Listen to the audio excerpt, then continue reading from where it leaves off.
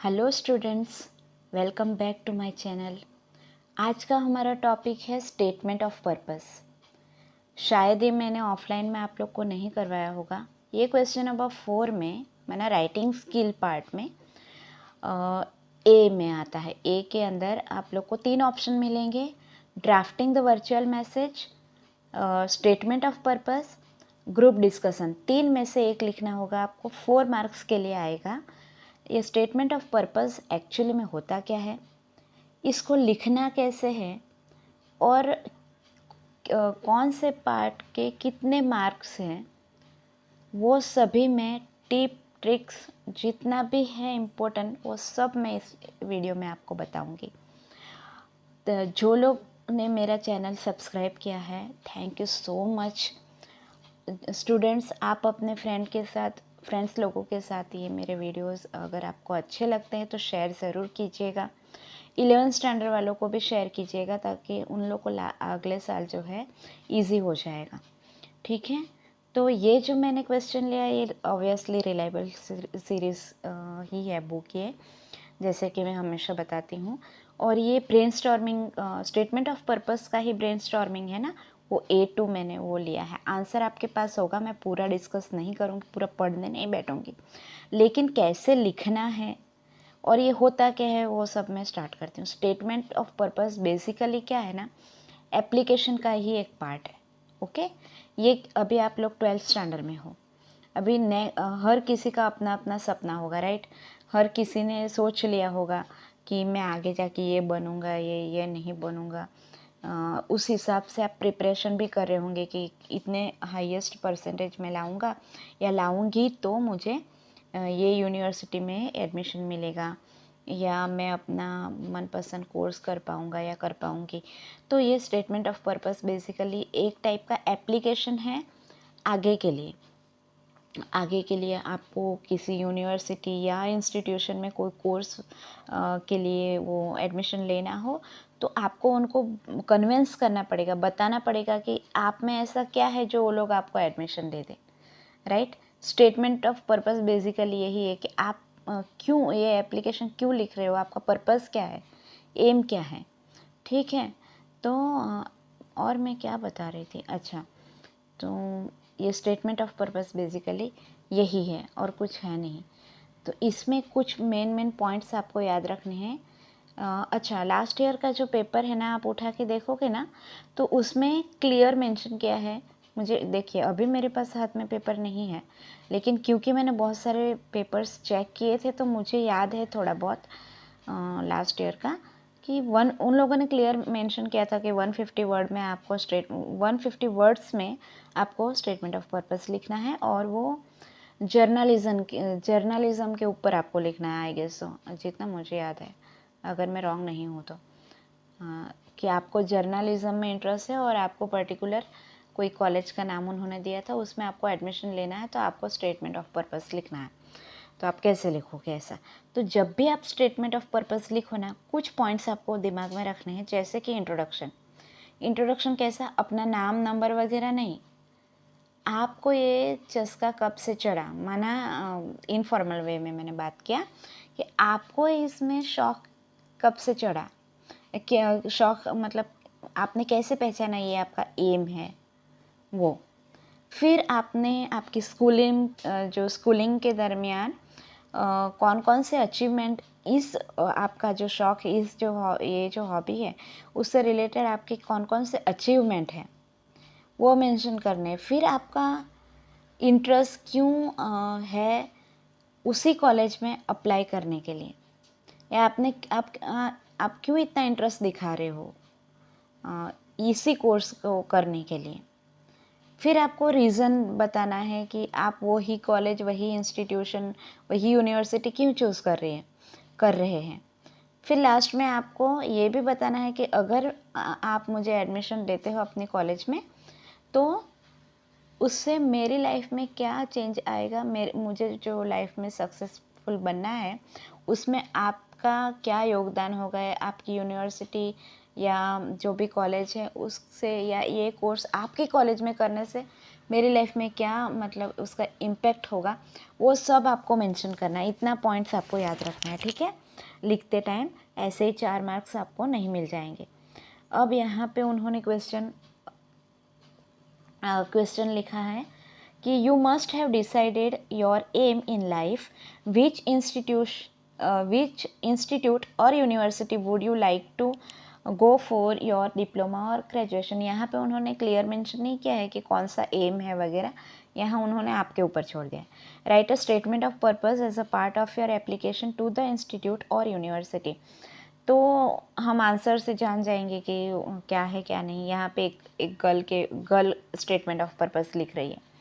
As a young girl I would often dress my dolls and deck them up with different accessories. अब यहाँ से पता चल गया कि फैशन इंडस्ट्री में उसको जाना है, फैशन डिज़ाइनिंग का कोर्स करना होगा। समझ में आ गया ना, तुरंत ही आंसर आपके पास ही होगा, देख लेना आप। वो हो गया। फिर उन्होंने देखो 9th ग्रेड वगैरह 10th ग्रेड वगैरह लिखा है ना, तो मैंने जैसे बताया आपको कि आपको आपका अचीवमेंट हाईलाइट करना है कि क्या क्या आपने स्कूल के दरमियान आपने उस चीज़ में जब पार्टिसिपेट किया होगा तो आपको कैसा आपका एक्सपीरियंस रहा, आपने आपका कौन सा रैंक आया था वगैरह, जो भी है आपके अचीवमेंट्स वो लिखने हैं।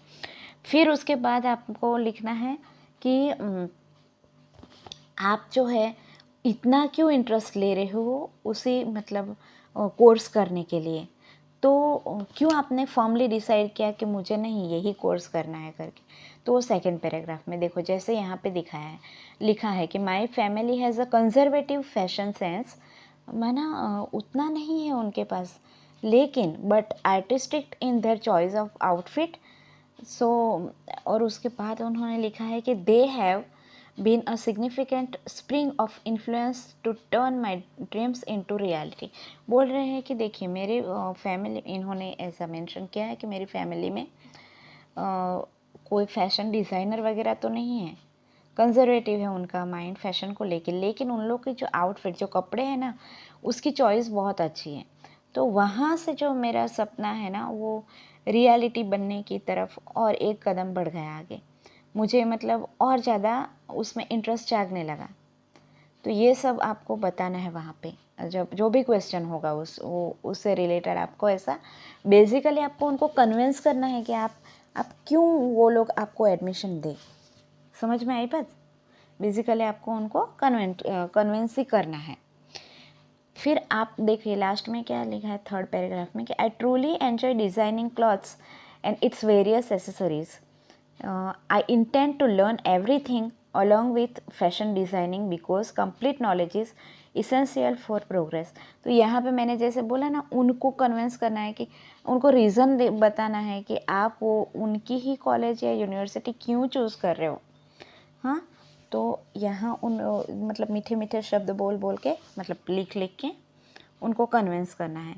तो यहाँ पे उन्होंने बताया है कि हाँ मैं अगर आपकी कॉलेज में एडमिशन लूँगी तो मतलब मेरे फ्यूचर में वो बहुत फ़ायदेमंद होगा, मेरा नॉलेज बढ़ेगा वगैरह वगैरह करके उन लोगों ने पूरा बता दिया है।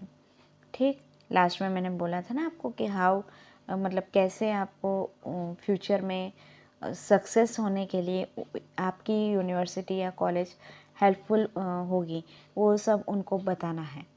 इस तरह से आपको 150-200 वर्ड्स में कंप्लीट करना है अगर उन्होंने मेंशन किया है तो। अदरवाइज़ चार पैराग्राफ तो आपको लिखने ही लिखने हैं। इन्होंने 3 पैराग्राफ में कंप्लीट किया है, हमने 4 लिखने हैं अगर उन्होंने मेंशन नहीं किया है तो। याद रहेगा ना स्टूडेंट्स। पहले इंट्रो लिखना है, उसमें आपका नाम वगैरह नहीं लिखना है। इंट्रो लिखना है क्या कि आपको उस चीज़ में इंटरेस्ट कहाँ से पैदा हुआ। फिर आपको आपके अचीवमेंट हाईलाइट करने हैं। फिर आपको ये भी आप क्यों इतना इंटरेस्ट दिखा रहे हो अप्लाई करने के, उसी कोर्स को अप्लाई करने के लिए। फिर आपको ये भी बताना है कि मैं वापस इसलिए रिपीट कर रही हूँ ताकि आप गलती ना करो।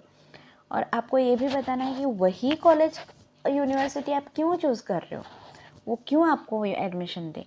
और लास्ट में आपको ये बताना है कि वो प्रोग्राम से आपकी लाइफ में क्या चेंजेस आएगा, फ्यूचर में आपको सक्सेसफुल बनने के लिए ये प्रोग्राम क्या काम आएगा। अच्छा, समझ में आई बात। अब याद रखना, भूलना नहीं। मैं जो बहुत इम्पोर्टेंट बात अभी आपको बताने चाह रही हूँ, प्लीज़ लिख लीजिए अगर आपको आपके हाथ में बुक है तो, कि कितनी कौन सी चीज़ का कितना मार्किंग स्कीम क्या है वो देख लो पहले, ठीक है। तो अगर आप स्टेटमेंट ऑफ पर्पस लिख रहे हो ना, तो कंटेंट, ये जो मैंने आपको बताया ना, ये कंटेंट के आपके 2 मार्क्स हैं, याद रखना। स्पेलिंग मिस्टेक्स वगैरह मत कीजिएगा, इंग्लिश में मार्क्स कट होते हैं उनके। तो जो कंटेंट आप प्रोवाइड कर रहे हो ना, जैसे मैंने बोला वैसा आप लिखोगे ना, तो आपको 2, मतलब इंग्लिश में तो 2 में से 2 तो नहीं आएंगे, आपको 1.5 मिलेंगे। ऐसा फ्लो ऑफ आइडिया कि आप, मैंने जैसे स्टेप बाय स्टेप बोला वैसे आप गए तो आपको 1 मार्क उसका। फिर आपने जो लैंग्वेज, कन्विंसिंग लैंग्वेज अगर यूज़ की तो उसका 1 मार्क। इस तरह से कंटेंट के 2 मार्क्स, फ्लो ऑफ आइडियाज़ के 1 मार्क, और लैंग्वेज जो आपने यूज़ की है उनका 1 मार्क, ऐसे करके आपको 4 मार्क्स आपको मिलेंगे, ठीक है। तो फुल 4 मार्क्स तो नहीं मिलते, परफेक्टली आपने अटेन किया तो आपको 3.5 मार्क्स तक मिल सकते हैं। Okay, so all the best, अच्छे से प्रिपेयर करो। अब आपको क्या करना है, आपको खुद से प्रैक्टिस करनी है, क्योंकि यहाँ तो सुनने में ईजी लग रहा है, लेकिन जब तक आप खुद प्रैक्टिस नहीं करोगे आपको कॉन्फिडेंस नहीं आएगा। तो आंसर वाले क्वेश्चंस निकालो गूगल से जिसमें आंसर दिया हो, और खुद से ट्राई करो, लिखो, थोड़ी मेहनत करो। आप अभी करो या मरो की स्थिति है ना, अभी बार बार तो कोई 12th स्टैंडर्ड के एग्ज़ाम नहीं देता ना, तो अभी आपको मेहनत कर लेनी है, लास्ट बार अच्छे से अच्छे परसेंटेज लाओ, और फिर जैसे मैंने आप लोग को बोला था वैसे ही करना, ठीक। चलिए, thank you so much for watching, और प्लीज़ शेयर करना मत भूलिएगा। Bye and I love you all.